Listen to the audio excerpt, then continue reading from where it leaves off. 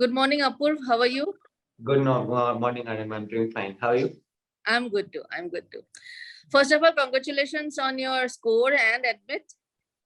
Thank you. So you are going to Richard Ivey, right? Yes. So which other colleges did you apply to? I applied to only two colleges. One is Richard Ivey. The other one would be Smith from Queen's University. Okay. They both are in Canada and are 1-year programs. Okay, you were looking for 1-year programs only. Okay. So what is your background? Are you currently a student or a working professional? I graduated and post-graduated from Integrated Applied Geology from IIT ISM Dhanbad in 2018. And since then, I've been working as an assistant manager geology at Coal India Limited here in Jharkhand, Ranchi. Oh, you are currently in Jharkhand? Right now, I'm in Delhi, but that's where I work, in Jharkhand. Oh, in Jharkhand. So from Jharkhand, how did you find Jamboree? Actually, to be honest, I started my journey back in May 2020, 2 years back. And my journey didn't start with Jamboree, but from a different coaching. And I was not happy with what I was getting, or maybe I was not properly connecting with them. And I got to know about another senior of mine from Coal India Limited who made it to the Duke University last year. And he had taken this platform, Jamboree. I got to connect with him and he suggested me about Jamboree. That's how I got into it. So what was the coaching place that you first went to? Which was that? eGMAT. Okay. So when did you think about studying abroad? Was it while you were still a student? No, never. When I was a student, I had a few opportunities because I was already doing my master's at IIT ISM. So it was relatively easier for me to pursue PhD in my field because it is highly appreciated outside. But I was never very keen to leave the country. So after working a while here and understanding the whole industry, and I was not very clear with what I want in the future. Only by working here and getting to know the industry and the ecosystem, I got to understand that this is not where I want to be as of now for my learning phase. And by the time even when I started my GMAT preparations, I was not very sure what I'm looking at, if I need to go to US, Canada, or stay in India. But these thoughts kept forming, changing, and I'm fine with what I have right now with me. So when you started I would not say started, when you joined Jamboree, because you started your GMAT prep before. So you after you joined Jamboree. So what are the things that you found different, or you can say where you felt you got maximum value addition? The very first thing was there was human interaction, and there is absolutely no comparison with that. For example, I don't want to say anything wrong about eGMAT, but while I was with them, it was just pre-recorded sessions, right? So it was just like YouTube, anyone could have done that. So I felt like it was a lot wastage of my time and money.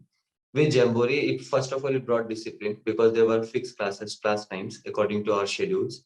I think it was 9 to 12 in my case, 4 days a week for quant and verbal. Second was teachers were very open to help. I updated my LinkedIn profile a couple of days back before leaving for Delhi. And I mentioned Saurabh Taneja sir and Akansha Sharma ma'am. These were I was constantly connected with them, and it was not just about the subject matter. Even at days when I didn't want to study, I would just message them that, sir or ma'am, that's what I'm going. If it's okay, can you please connect with me? And it was never like if they are replying to me only for the sake of the reply and we would talk for 5 minutes. No, we would talk about maybe 40 minutes, 30 minutes or so. And these conversations brought so much clarity to me regarding what I want to do. I exactly remember I got to know LBS from Saurabh Taneja sir. I had no idea what LBS is back then. Or not LBS, I'm sorry. Chicago booth. It's actually embarrassing conversation. He talked to me that, do you know Chicago booth? I said, no. Okay, do you know Raghuram Rajan?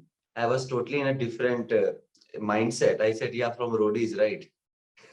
So he told me, dude, no, that's not happening. So it was very early in the phase. In order to understand why I'm doing, it brought me so much of motivation to be constantly connected with them.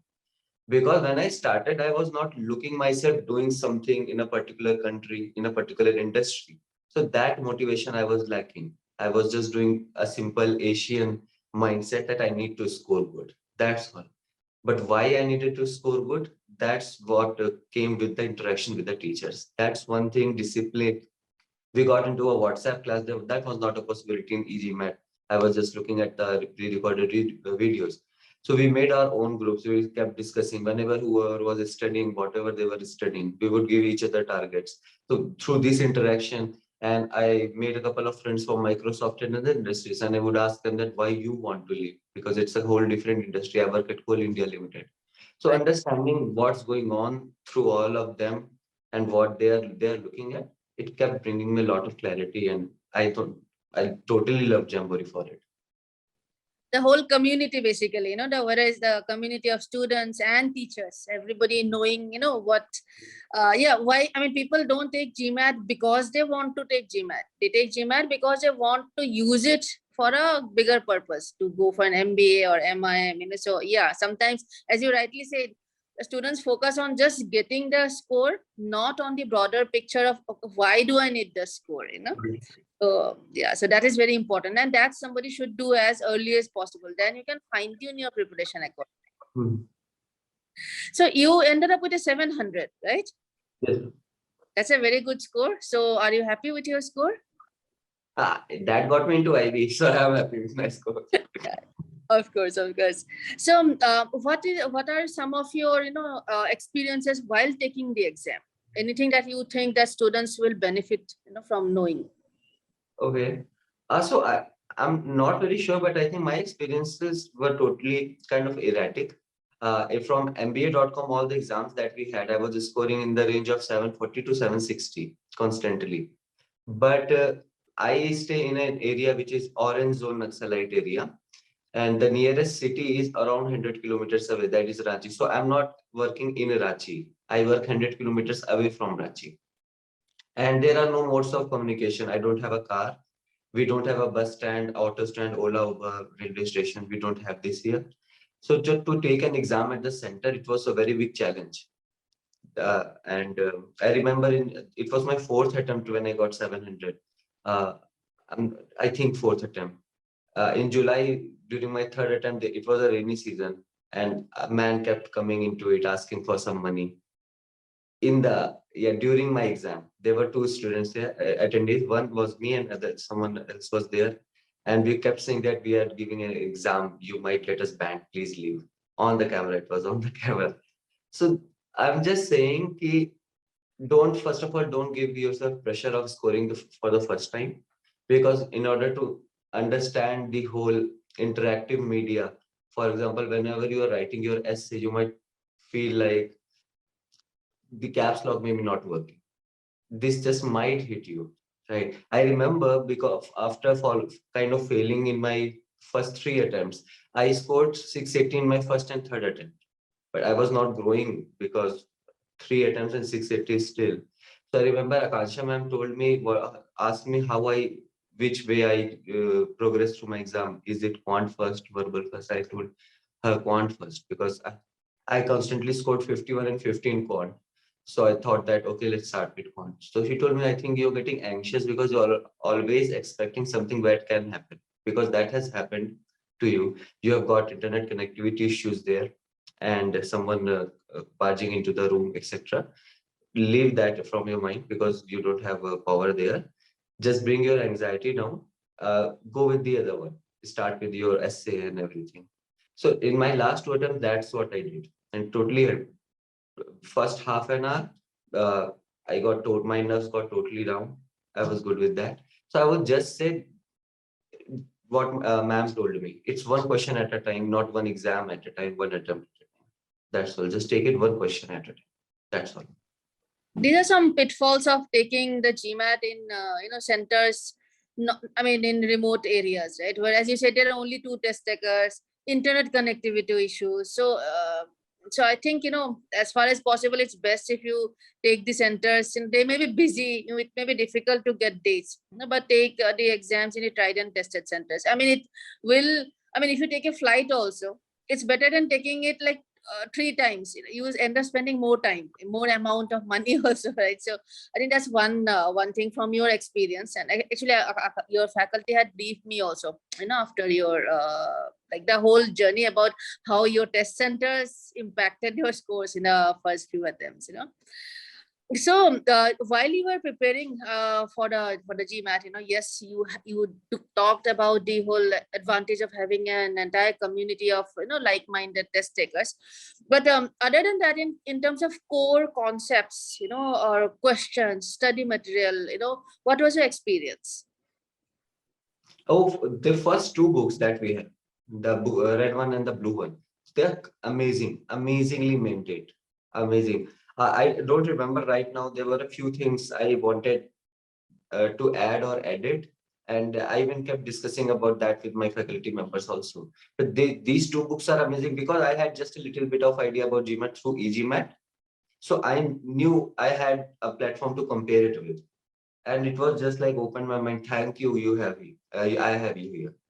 That's what I felt with Jamboree. All these materials when I got them, and they are really amazing. All these sections, these sentence correction exercises are different, and RCS exercises are different. Quant में फिर there are mixed back tests.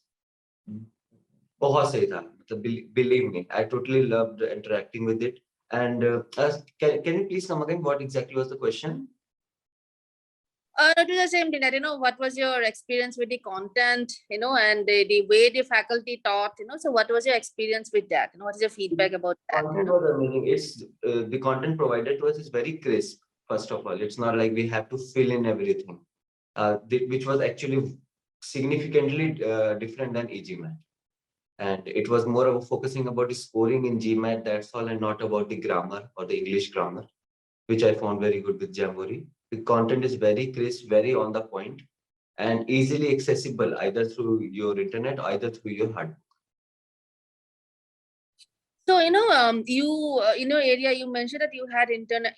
There are some internet issues now and then. So, were you able to access the portal? Were you able to use the content on our portal? Yes, I could. I have that much of internet. The problem is I can't rely on having internet for 2 hours or 3 hours. The electricity issues are there, so I can't take my exam from there. Right. And so, did you take any full-length tests on the Jamboree portal? Yes, ma'am. I remember. Yeah. And what was your score? How did you score, and how did that score compare with your actual, GMAT score? Ma'am, I can't pinpoint on my actual score, but I think I scored good, like 750, 760. I'm not very sure. Right. These are the lines of score I was scoring from MBA and Jamboree, 740 to 60. I think maybe once I scored 770 also from Jamboree. And once I took that Jamboree test, I went to that MBA exam. And I scored on the similar line there too. But it was only about my center experience. How to live for center, because again, no vehicle available. And whenever I had to take my two-wheeler for those 100 kilometers travel, so there was constant anxiety of meeting some accident or any kind of mishap. So I think that added up in just pulling down my score a little bit. But yeah, whatever I was scoring in Jamboree portal, I was scoring on the similar lines on MBA.com.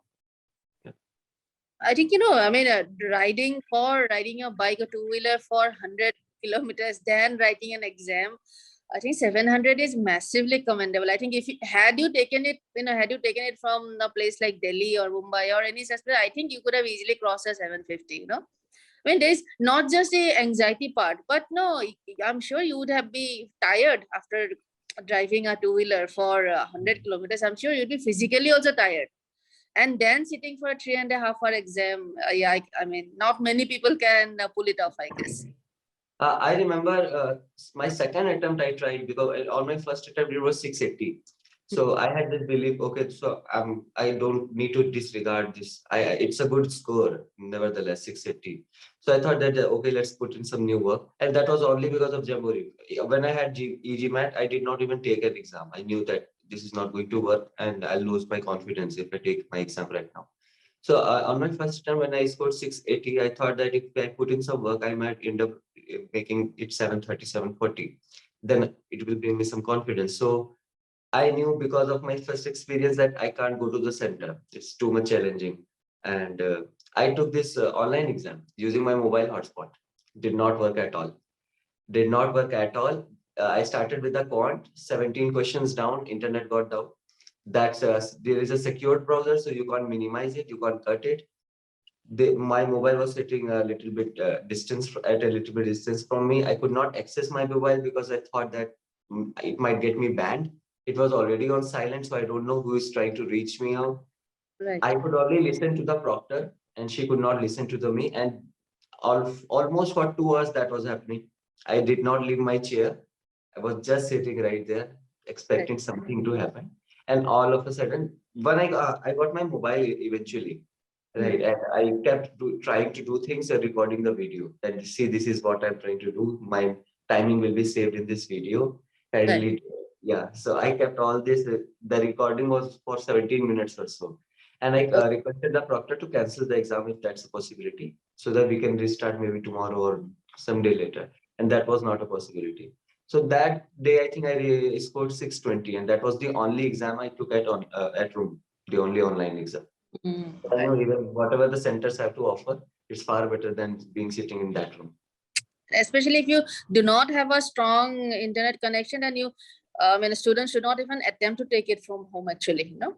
So, because as you rightly said, I mean, your proctor was at least very, you know, understanding. Sometimes some proctors, they may just say, okay, you are trying to do something, something hanky panky. So, you know, maybe they will just ban you or something. So I think it's Mhm. just that's not what that is. So while you were preparing for the GMAT with Jamboree, you also decided to, you know, take our services for our help for your applications, right? So why did you decide to do that? Because, ma'am, I constantly was thinking of exactly what I want to do. Whenever I always felt like that I can score in the next attempt. So that was not a problem in that part. I knew I had good faculty members, materials. It was just on me. So I knew that I would score that. I just didn't want to score a day right after my scoring. I wanted myself to know. And in order to know that, I needed some clarity because I had this idea talking to a few alumni and a senior of mine that what consultants generally do, those who help with your application, they form an application which you can sell, and that doesn't need to be right. And I was not okay with that. I knew that maybe they can get me into a good college, but in order to sell that, I really wanted to believe it so that I don't fumble whenever I'm going through an interview or anything. So to have that clarity while preparing, I just thought it would give me some good motivation, right? While I'm preparing and we are talking about a structure where I want to work with, it would give me motivation to go back and study hard. And that's why before I had a score, everyone kept asking me that you need to have a score, then we can start with that. I thought then let's start with 720. Just imagine that I have a score of 720 and I want to do this. So it really helped me. And I was not happy with 700, but I knew there was not much I could put into it now. So I tried to go with 700 because already the round two of IV were closing, and I wanted to grab that last date of round two. So I knew I have to start with 700 now. And if they told me that I need to score again, then again another part of motivation for me will be there. Hmm. So how was your experience with your admissions team, the admissions assistance team? Yeah, everything was really good. I mean, I would talk to them. I would go back to my faculty members. I was constantly connected to them. It was not just that I need to talk to them. Okay, go talk to them.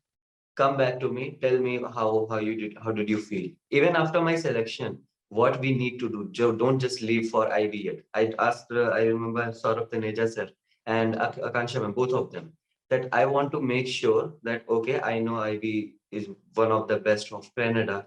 I just want to make sure that I'm not being lazy and should I go for Rotman also. The problem is okay, there's a financial constraint, there is a time constraint. The classes start there in June, July, and I already need to fee to the adcom of IB $5,000 and plus. So what to do? We kept discussing about that even far after my selection. So this whole thing, like to have the, what this dawns on me is that I'm not leaving Coal India because I want to leave. I am going to Ivy because I want to go to Ivy. There's a huge bridge on that. So Yeah. this kind of confidence will help me throughout my time at Ivy also. Right. No, I mean, that's a very good statement that you made. That sometimes people say, okay, I don't want to work in this company, or I'm feeling stuck as a software engineer or whatever it is. Therefore, I am applying. But that is not the right reason. It should be like, okay, I want to do an MBA, therefore I'm leaving my job. So it may seem like a small change in the sentence, but it makes a world of difference. So who were your counselors, and who was in your writing team? It was Manohar sir, Akanshan and Saurabh sir, all of them. Okay. All right. Okay. So I think, parting words, any advice that you want to give to, test takers, GMAT test takers, or people who are just starting out to prepare? A couple of them that would be, I mean, my quant part was good. So my quant teacher kept pushing me that do not get overconfident on that. If you're getting 51, make sure it doesn't fall below 50 at least. That's one. So keep working on your stronger part. When you are working on a weaker part, relatively weaker part, don't panic. Mix it up with the quant. Let's say you have a stronger suit in your quant. So mix it up with quant. Don't go on too many platforms. Get Jamboree, that's your Bible, go through it. Don't mix it up with so many things available online for free, either Manhattan or different things. Just focus on what you are being told, trust the process forward. Don't panic, be consistent, even 1 hour a day on your bad days. For example, of course, you should go through 3 hours a day, I would say. But on a bad day, even 1 hour a day, it will just keep your confidence on the table. Because there were days or weeks when I was not studying, and while coming back to the study, I would feel like I have forgot everything, and it would just take me an hour or so, maybe a few questions also of that sentence correction, to make me believe that no, okay, I'm here, I was here, I know. Just don't lose it totally. Don't put too much of pressure that it's going to be only the first round, second round, or the first attempt or second attempt. One question at a time, one exam at a time. That's all. It would be fine, I think. The journey was relatively difficult. I mean, I have a few things to say. Make sure you choose your program and teachers wisely. It doesn't matter if you start your preparations 1 month later than you expected, because it might save you 1 year. That's what happened with me. The opposite of that. I started with eGMAT on May 28, 2020. It took me almost 1 year to go to Jamboree. I could have saved that 1 year. And I could have saved a lot of money, a lot of time and confidence that I am not meant for it. Or GMAT is not for me. So give your time. Make sure what your sorry, motivating factors are, and talk to faculty members if you can. Go to the LinkedIn, connect with those people who have done good. Be don't just do the stereotypical Asian. Just go there and read everything. Okay, it's GMAT, it's a big thing. MBA is a big thing. They are not looking only for sports. Right. So don't just focus on sports. No, that's really good advice, and I have to admit you are very articulate. So I think that is going to help you with your MBA journey as well. When you do go to Richard Ivey, because that's going to be your class. It's a short 1-year program, right? So I think you are going to do very well there. So congratulations once again, and we wish you the very best of luck. It has been a pleasure speaking to you. I'm glad that you decided to come to Jamboree. Do stay in touch. Yeah, will do.